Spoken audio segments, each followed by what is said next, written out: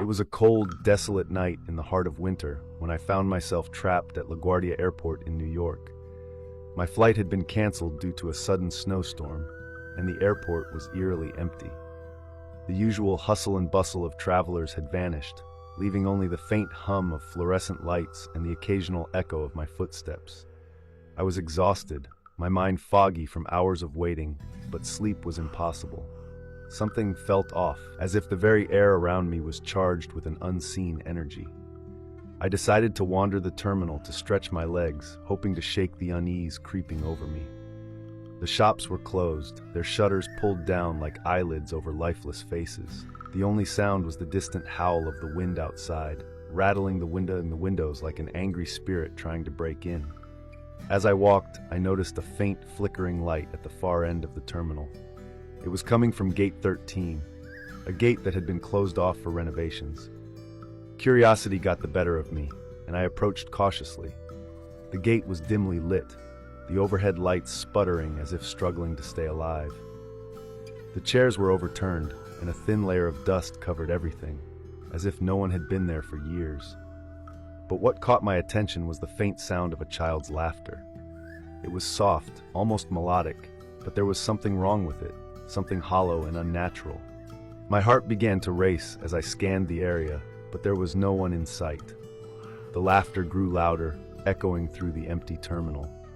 It seemed to be coming from the jet bridge, the long tunnel that connected the gate to the planes.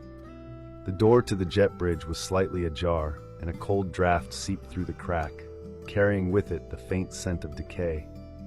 I told myself to turn back, to find a security guard or anyone who could help, but my feet moved on their own, drawn by some inexplicable force.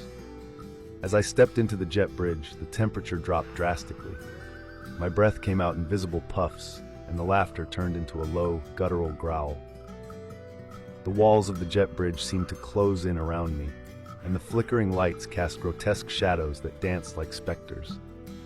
At the end of the tunnel, I saw a figure, a small child, no more than 6 or 7 years old, dressed in tattered clothing. Its back was turned to me, but I could see its head tilted at an unnatural angle, as if its neck had been broken. I called out, my voice trembling, but the child didn't respond. Instead, it began to move, its limbs jerking unnaturally as it shuffled toward the plane.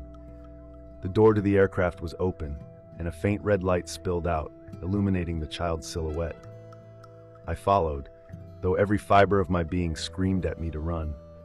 As I stepped onto the plane, the air grew thicker, harder to breathe. The seats were empty, but the overhead bins were open, their contents spilling out like entrails. The child was gone, but the laughter returned, louder now, coming from all directions. I moved down the aisle, my footsteps muffled by the thick carpet. The cockpit door was ajar, and a faint glow emanated from within. As I approached, the laughter turned into a scream, a blood-curdling, ear-piercing wail that made my knees buckle. I pushed the door open, and what I saw will haunt me for the rest of my life. The cockpit was empty, but the controls were moving on their own, the steering wheel turning as if guided by an invisible hand. The windows were fogged, but through the haze, I could see faces. Dozens of them, pressed against the glass, their eyes wide and unblinking, their mouths twisted into grotesque smiles. They were screaming, but no sound came through. The red light grew brighter, and the temperature dropped even further, freezing the sweat on my skin. I stumbled back, tripping over my own feet as I tried to escape. The child was there again, standing at the end of the aisle, its head now fully twisted around, its face a mask of pure malevolence. Its eyes were black voids, and its mouth stretched into a grin far too wide for its face. It lunged at me, its fingers elongating into razor-sharp claws, and I screamed as I felt them dig into my flesh. I woke up in a cold sweat, lying on the floor of the terminal. The gate was sealed shut, the lights were back to normal, and the terminal was bustling with travelers as if nothing had happened. But the scratches on my arms were real, and so was the lingering sense of dread that followed me like a shadow. I never found out what happened that night, but I know I was not alone. Something was there, something ancient and malevolent, and it's still there, waiting for its next victim. To this day, I avoid LaGuardia Airport at all costs. But sometimes in the dead of night, I hear that laughter again, faint and distant, and I know it's not over. It's never over.